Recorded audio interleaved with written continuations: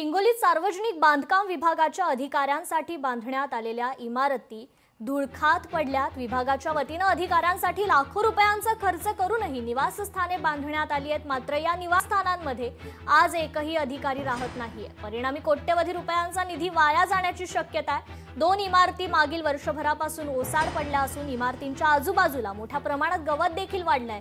इमारतींमध्ये झाडे देखील फुटली आहेत। अधिकाऱ्यांना राहण्यासाठी बनवलेल्या या इमारती आज धुळखात पडल्या। याचा आढावा घेतलाय आमचे लोकशाहीचे प्रतिनिधी गजानन वाणी यांनी।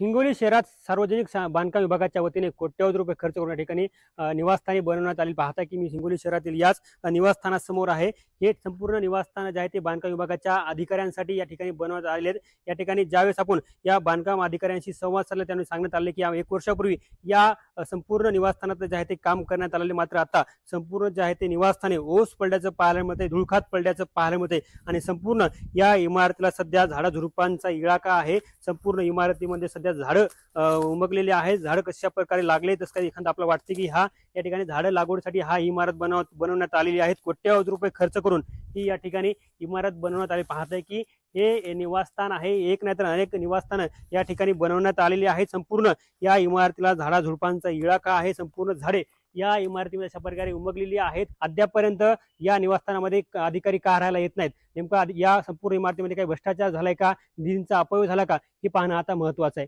कॅमेरामन राजेश सोबत गजानन वाणी, लोकशाही मराठी, हिंगोली। लोकशाही मराठी ऐका, पहा, जागरूक रहा।